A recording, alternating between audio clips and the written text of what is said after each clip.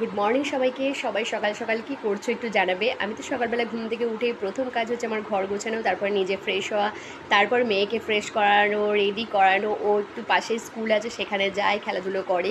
তো okay ready করে স্কুলে পাঠিয়ে দিলাম। যেহেতু ওর এখনও বয়স হয়নি, তো ওই স্কুলে এখনও ভর্তি হয়নি। ওখানে যায়, একটু খেলা করে, তারপরে আমি নিয়ে আসি। তো এইটাই সকালবেলা আমার ডিউটির মধ্যে থাকে।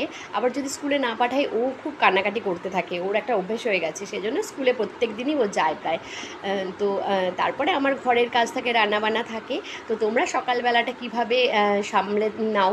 আর নিজেদের ফেসবুকে তো কাজ করা থাকেই, ভিডিও আপলোড করা থাকে, ভিডিও এডিটিং থাকে।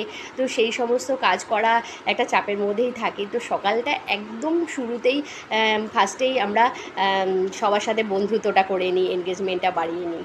চলো। হুম, ঠিক আছে, ভিডিও করো। গুড মর্নিং সবাইকে বলে দাও। হাই গাইস বলো। বলে আমি অবন্তিকা, বলে দাও। আমি স্কুলে যাচ্ছি, বলে দাও স্কুলে যাচ্ছি। তাহলে একটু হেসে দাও। তোমার নাম কি? তোমার নাম কি? না। তোমার নাম? তাহলে সবাইকে বাই বাই করে দাও। বাই বাই বন্ধুরা।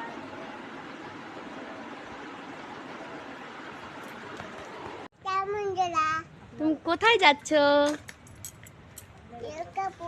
স্কুলে যাচ্ছ বলো।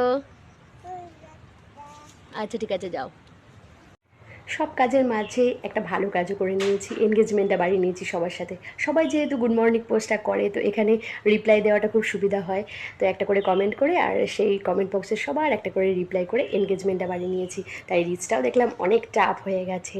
তো আজকে খুব ভালো লাগছে, রিচটা অনেকটা বেড়ে গেছে। তো তোমরাও এই কাজটা করো, সকাল সকাল সবার সাথে এনগেজমেন্টটা বাড়িয়ে দাও, সবার একটা করে রিপ্লাই কমেন্ট করে। যতটা পারবে এগিয়ে যাবে কাজটা। টাটা সবাইকে, সবাই ভালো থেকো, সুস্থ থেকো। আর আজকের দিনটা সবার শুভ হোক।